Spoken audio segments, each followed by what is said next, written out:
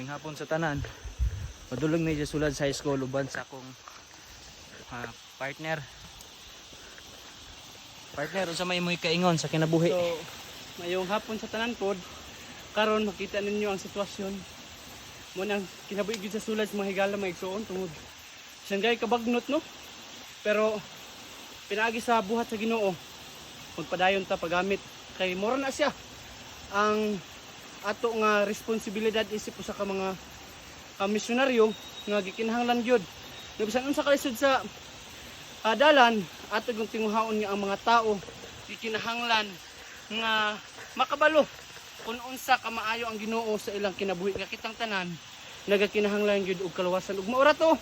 I hope nga mapadayon mo suporta sa atong bulahaton asa sulad mga kaigsuonan. God bless sa inyong tanan ug salamat sa inyong pagtan-aw. Let's go.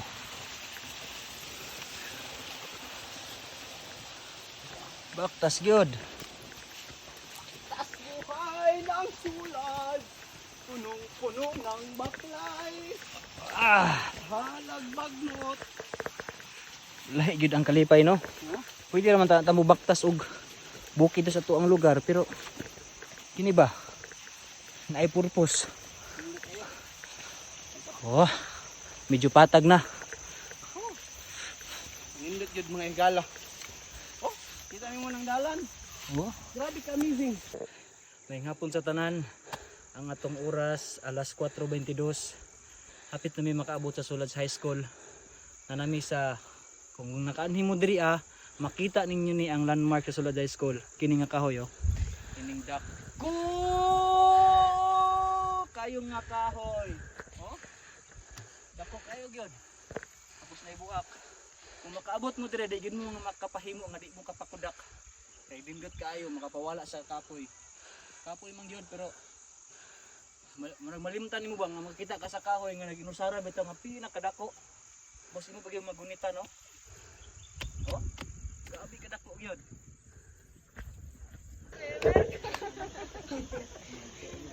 Salamat po. Welcome to Sulad High School. Yes, nakaabot na gyud mi.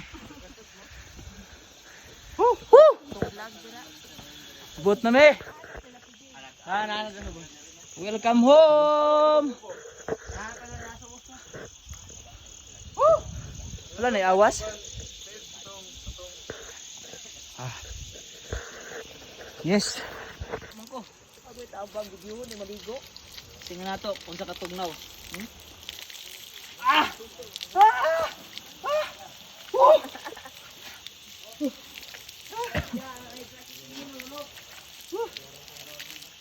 Wala na giblaan, wala na blaan. Oh? Nag-skila din. Uy! Abnormal mo to. Dere. Tingnan nato.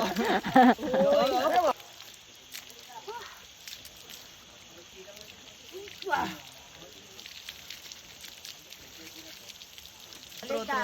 Otro. Guys, di kami sa ubos. Kaabot na mi diri sa sulod sa high school. Ngita mi tubig kay giho may bet tilawan na to. Grabing bugnawag yun. Oh?